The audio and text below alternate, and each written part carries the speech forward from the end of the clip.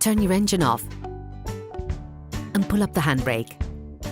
Insert the flathead screwdriver into one of the holes located under the cover which surrounds the radio.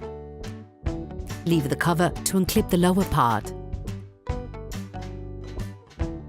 Remove it by delicately unclipping the sides with your fingers.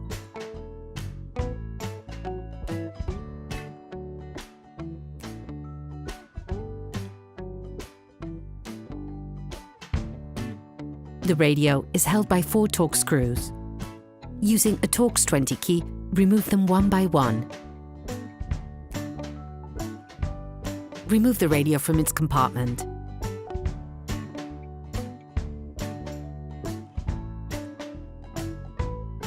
Disconnect the electric connector.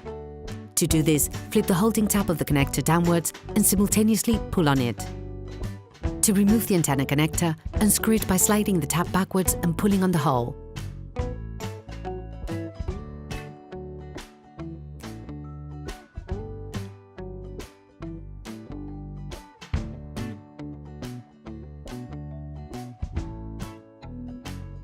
Install the double dim reducer where the original was. Choose the glove compartment.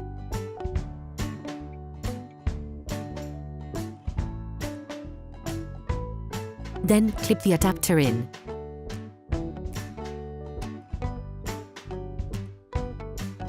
Beforehand, pass the connectors through the adapter to be able to collect them more easily afterwards.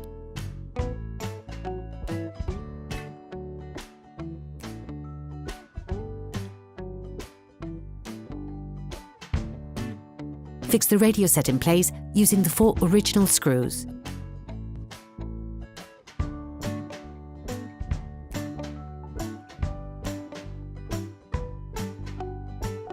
Put the rack provided in place with the new radio, slipping the wires inside beforehand.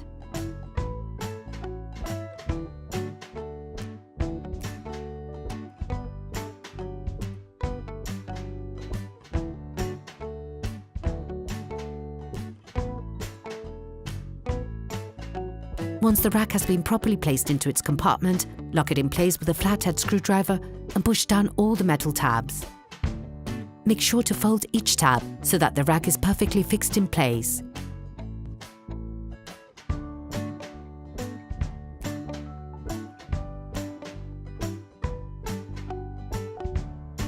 Insert the antenna adapter into the original antenna cable. Do the same with the ISO adapter connector for the power cables and the loudspeakers.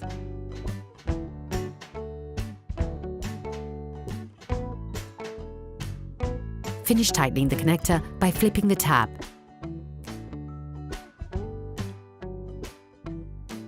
Connect the new radio. The keyed connections will help ensure that you don't make a mistake when assembling the black and orange connectors.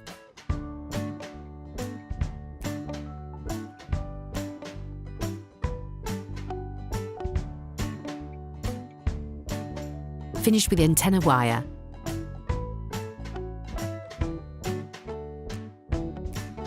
Get all the cables in by pushing downwards as much as possible.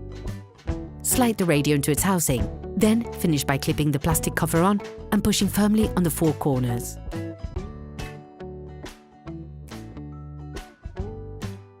Operation completed.